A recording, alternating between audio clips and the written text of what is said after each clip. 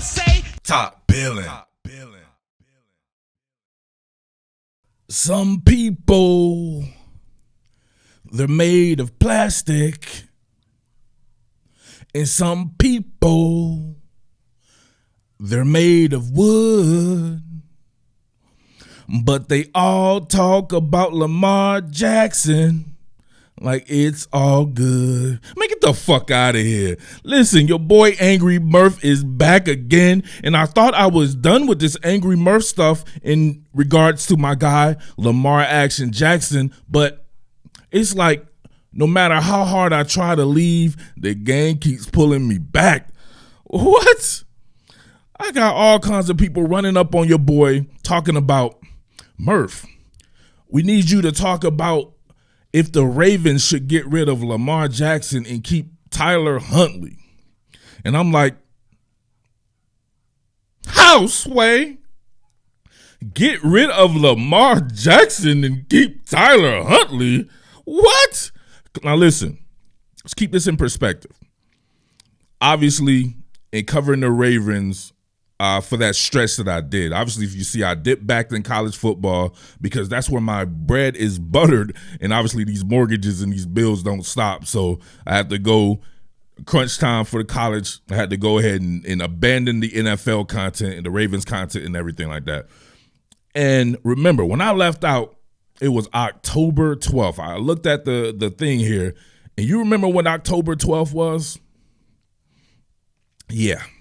That was the weekend of the Indianapolis Colts game where Lamar Jackson absolutely killed it. He accounted for a crazy amount of yardage, crazy amount of touchdowns and no interceptions, and people were calling him the league MVP. Now, before then, from July all the way up, I did a whole bunch of different Lamar Jackson pieces going at these insurrectionist, racist bastards that was talking about Lamar all crazy, talking about he can't play quarterback. And, of course, me defending that man for the simple fact that I understand this sport. I understand this damn game, and I know this guy can play quarterback. I understand the concepts and everything that they're trying to deliver and the efficiency with which they play with the Baltimore Ravens. And to me, they were going outside of themselves this season. So I put all my efforts and everything back into college football. I have not really watched any Baltimore Ravens games since. When I'm doing something, I have to concentrate on it extra hard. And I had to play catch up for college football. So I've been deep diving into that shit like you wouldn't believe. But with that being said, when I left out, he was killing it. And I just looked and he made the Pro Bowl. Now, Tyler Huntley, I love. Remember, I did the preseason stuff on him when he played against the Washington football team and he killed it. The guy obviously has some talent. I watched his entire career at Utah. Covering the USC Trojans out there in the Pac-12. The guy can play. There's no doubt about that. But is he better than Lamar Jackson? Man, get the fuck out of here. Come on. This is that divide and conquer bullshit that I absolutely hate. Tyler Huntley is the truth, right? Let's say Tyler Huntley is the truth. He's going to have to be the truth somewhere else. The Baltimore Ravens are Lamar Jackson's squad. Lamar Jackson is a former league MVP who just made a Pro Bowl in a year that people are telling me is not as good, at least since I left. But before then, he was looking like the MVP, and people were calling it. All the haters had shut the fuck up. I felt like I had proved my point to the point that I could just relax on that and not do it anymore. And people were asking me about the Lamar content because I was pretty much Lamar's beat writer. Lamar was doing any and everything that you could ask for him, especially being aggressive through the air. It was a stark departure from what they were doing before.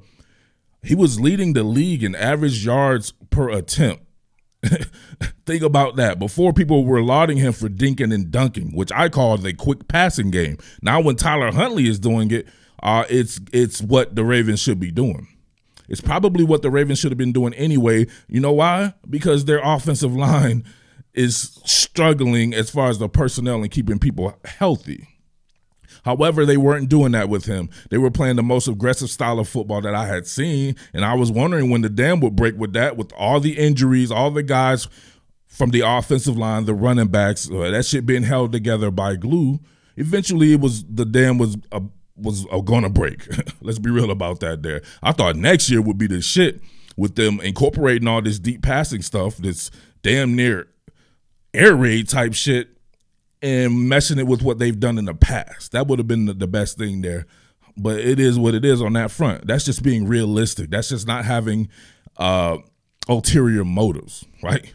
If Lamar Jackson sucks, I'm going to say he sucks. I've proven that over my entire 8-year career all over the damn internet at various credible platforms. That guy is the damn truth. Tyler Huntley in 2 games. I can pick any 2 games from Lamar Jackson's career. And matter of fact, man, let's do this right here. I got a little exercise for you. All right, so check this out. This is how flimsy people are. This is pretty good from Tyler Huntley. Is it earth-shattering? Not by any stretch of the imagination, but it's very good considering he's a backup quarterback being thrust into duty.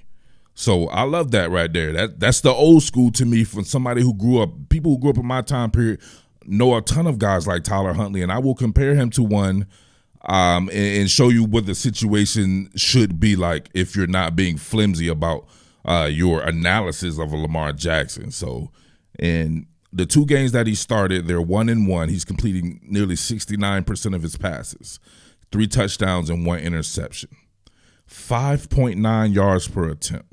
So it doesn't take a rocket scientist to understand that he's not pushing the ball down the field. So they're getting the ball out of his hands very quickly. The offensive line is mad suspect. So that works very well for what they're doing. It works very well for his style. He is a very accurate quarterback. This is something that I've seen and I've said before.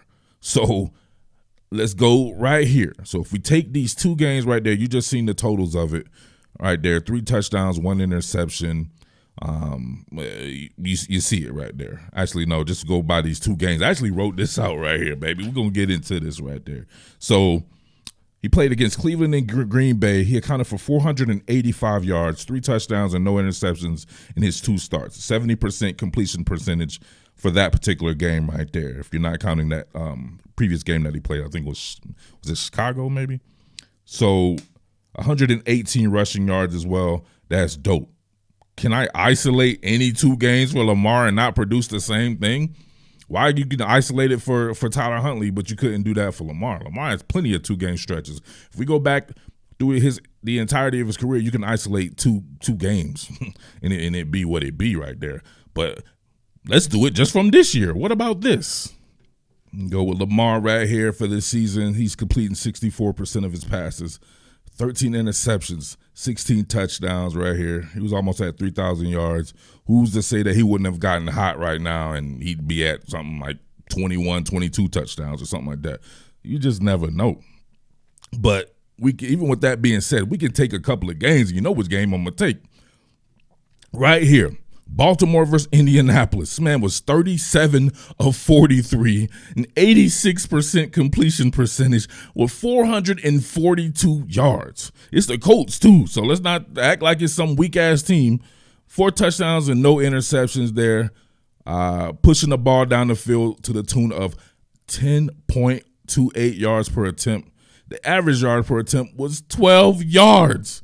Way different, and he still was completing more percentage of his passes in that game than Tyler Huntley did in those games. Way more aggressive, almost double the yards per attempt. You guys are disrespecting the fuck out of Lamar Jackson, and I can't take it. Let's combine that with the Denver game right here. Y'all remember that game? Remember, they won both these games, right? So they're winning these games with Lamar as well. 316 yards, 59% completion percentage. I put that together right there. Over that particular time period there, you had 758 yards in 2 games from Lamar through the air, 90 yards rushing, 73% completion percentage, right? 59 out of 80, 73% completion percentage, 5 touchdowns and no interceptions against Denver and Indy. But should we keep Tyler Huntley and let go of Lamar? And I've seen all kinds of people say this goofy shit, man. Oh, my God. You know what this reminds me of? And it should remind a lot of people who came up on the game of football and not just watching it now because it's popular.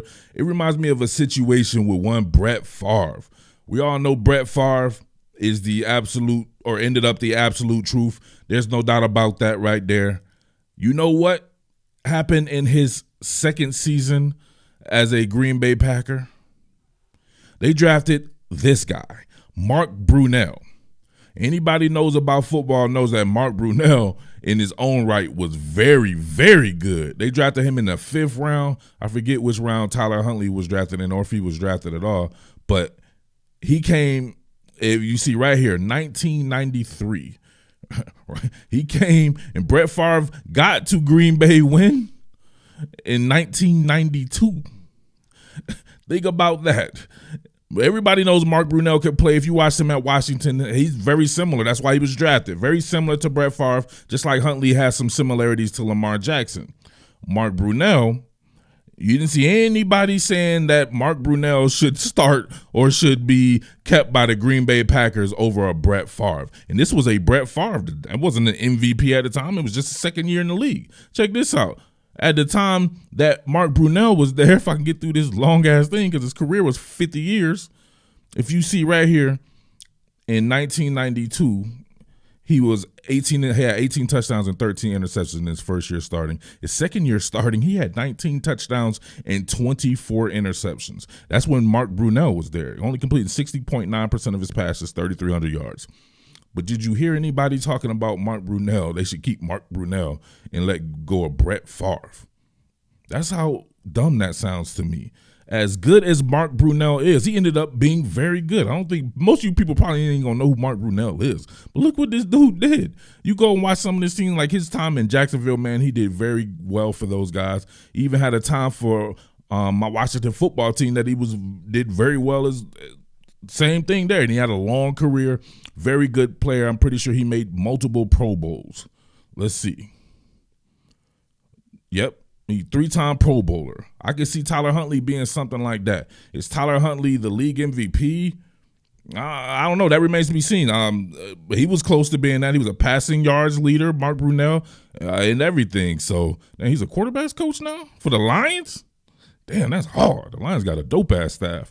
So come on, man. Let's be real about this situation. Tyler Huntley is one of these guys, like, if Greg Roman were to get his own team, he would then go and trade for a Tyler Huntley or somebody like that. If somebody needs to trade for this guy, he needs to have his own team, not the Ravens, his own team. Yes, he's talented enough to start. There's no doubt about that.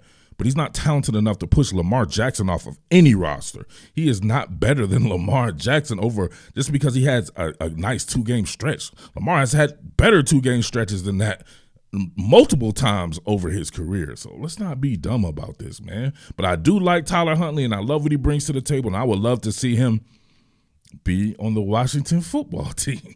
I would actually love that. He's only 23 years old, right? He's like just like this, right? Mark Brunell, 51, Brett Favre, 52. He came a year after Brett Favre got to Green Bay, very similarly aged with a 24-year-old Lamar Jackson and a 23-year-old Tyler Huntley. So take it for what it's worth, man. This is very similar to that. That man needs his own team. What more can I say? Top Billin.